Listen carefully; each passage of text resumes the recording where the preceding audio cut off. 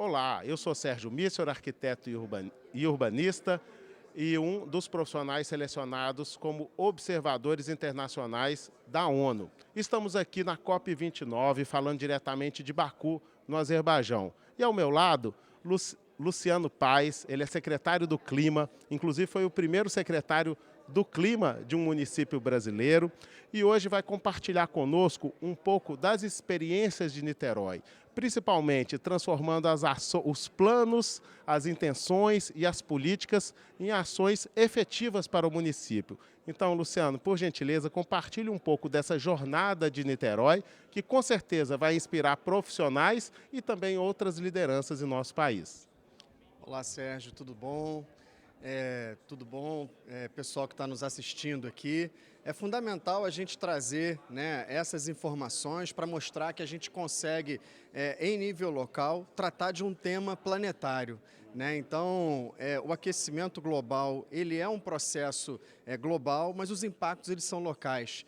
E as cidades, elas precisam se empoderar desse discurso, elas precisam ter também responsabilidades compartilhadas, né, com os estados e também com a União, mas em especial a gente construir de forma conjunta ações efetivas para salvar vidas. Exatamente. Nesse campo preventivo e traduzindo isso em ações práticas, eu gostaria que você, então, destacasse aquelas que têm orientado o desenvolvimento do município e, claro, né, a partir aí de eventos cada vez mais intensos e frequentes, como que Niterói tem lidado com esse desafio climático. Bom, Sérgio, a gente tem um trabalho muito efetivo, né? Então, desde 2021, né, lá na COP26, que a gente se conheceu em Glasgow, né, de lá para cá, com a criação da Secretaria do Clima, a gente conseguiu avançar muito nessa política, né? Então, desde ações específicas como contenção de encostas, né? E já foi investido mais de R$ 1 bilhão nesse sentido, mas também ações de macrodrenagem na cidade, que nos últimos 10 anos também investimos mais de 500 milhões. Mas eu quero destacar aqui ações específicas da nossa secretaria, né? E que são ações que, com um orçamento menor, com uma equipe técnica bastante plural, diversa e transversal com outras secretarias, a gente conseguiu avançar.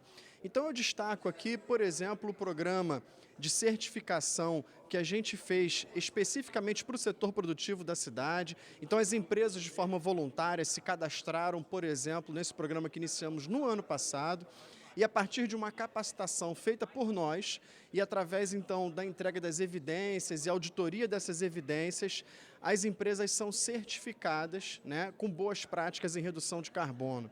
Então, através de eixos ligados à infraestrutura, como também à governança, enfim, a gente está mostrando que de forma efetiva a gente consegue caminhar para uma economia de baixo carbono em nível local. Isso é fundamental. Mas eu quero destacar também o nosso programa de educação climática, né, que a gente vem desenvolvendo desde projetos pontuais nas escolas, né, com cursos de capacitação para os alunos, educação continuada também para os professores, mas um convênio recente que a gente acabou de assinar com a Fiocruz em março agora de 2024, que agora no meio do ano que vem a gente vai conseguir ter o primeiro programa de educação climática de uma cidade brasileira. Isso para um processo de transição cultural, e nós, como somos professores, sabemos o quão importante é a educação nesse processo. Mas eu queria destacar um último, que é o programa social de redução de carbono. Programa esse que ele tem como objetivo maior pegar toda a cidade de Niterói, mas agora, nesse momento, a população mais vulnerabilizada das favelas está sendo impactada. Então a gente está dando um foco, uma luz, uma atenção especial às favelas. E as favelas, então, da cidade estão recebendo toda uma programação de redução de emissões, seja pela água, pela energia e também pelo resíduo. Quem mora em favela sabe, como eu também moro em favela, água, energia e resíduo são três grandes desafios em qualquer comunidade brasileira. E a gente está atacando de frente as favelas em Niterói, fazendo então com que, a partir de forma voluntária, do cadastramento das famílias e também com a capacitação e com a redução das metas que cada família de forma individual recebe, Sérgio, essa família ela também recebe, a gente criou uma transferência de renda, que hoje na cidade é a moeda Araribóia Clima, né? E essa moeda Araribóia Clima, ela automaticamente vai beneficiar de R$ 250 até R$ 750 as famílias que conseguirem atingir, então, as metas de redução de carbono, Sérgio. Então, essa é uma forma da gente ampliar empregos verdes, é uma forma da gente ampliar o pertencimento ao território dessas comunidades, para que todos nós juntos conseguimos reduzir os impactos das mudanças climáticas. Luciano, muito interessante essa experiência que você compartilha e a gente percebe como ela se dá de forma integrada e multidimensional. Ela aborda desde questões de prevenção, contenções, né, ações territoriais, mas também na dimensão social, econômica e no campo da educação. E eu sei também que Niterói tem uma experiência e um portfólio muito relevante, muito potente de soluções baseadas na natureza. E esse é um tema recorrente no meio acadêmico, né, dentre os técnicos da área, mas às vezes as pessoas que executam essas obras ainda não estão familiarizadas e há um receio, às vezes, até com as questões de manutenção. No entanto, a gente percebe, não só no Brasil, mas especialmente no mundo, né, e a COP é um momento para a gente compartilhar essas experiências também, de que essas soluções baseadas na natureza estão integrando um conjunto de uma infraestrutura verde que cada vez mais, né, transforma as cidades de forma que elas sejam mais harmônicas, mais integradas e principalmente tenham maior resiliência. Quais seriam exatamente essas soluções baseadas na natureza que Niterói já vem experimentando e quais os resultados que você já poderia antecipar para a gente? Perfeito, Sérgio. Eu acho que a gente precisa pensar numa cidade adaptada a esses eventos climáticos extremos que cada vez serão mais rotineiros, né, mais recorrentes. E para isso, cabe a nós não evoluirmos para cidades que tínhamos até o século XX. Cidades com muito concreto, cidades onde a natureza era um obstáculo ao avanço urbano.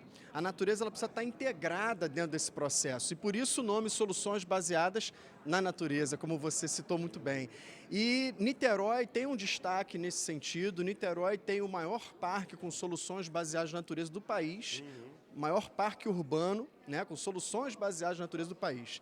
Isso nos orgulha muito, mas isso é um desafio hercúleo no processo do destravamento para a gente poder inovar na gestão pública. Mas eu quero destacar aqui, por exemplo, que esse parque é um parque lacustre, então ele está no entorno de uma lagoa. A lagoa essa que era um ambiente altamente abandonado pelas gestões anteriores, né? Então era praticamente um lixão a céu aberto. E ali a gente construiu, por exemplo, jardins filtrantes, jardins de sedimentação, os efluentes, por exemplo, que chegam até ali, as bacias hidrográficas que dão a recarga para a lagoa, né? Estavam todas muito poluídas e a gente conseguiu fazer desde renaturalização do rio, que também foi um processo muito inovador de solução baseada na natureza, como também criar ali um ambiente mais de cidade esponja, né? Ou seja, a água ela precisa ficar naquele ambiente, ela tem que ficar onde ela necessariamente foi impactada pelas chuvas, pelas fortes chuvas. Então, nesse sentido, a gente tem que ampliar o verde da cidade. Niterói, apesar de estar dentro de um contexto metropolitano, estar na segunda maior região metropolitana do país, colada com a cidade do Rio de Janeiro, só ligada por uma ponte, Niterói tem 56% do seu território dentro de unidades de conservação.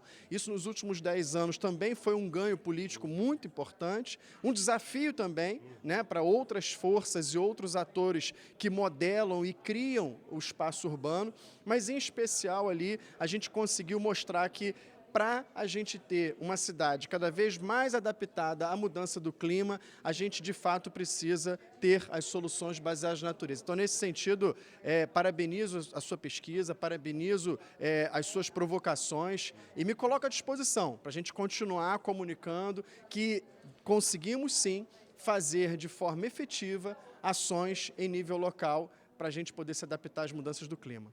Maravilha, Luciano. Muito obrigado. Em breve traremos mais entrevistas, bastidores e os principais acontecimentos dessa conferência tão importante, não só para a mudança do clima, mas principalmente para a nossa qualidade de vida. Até logo.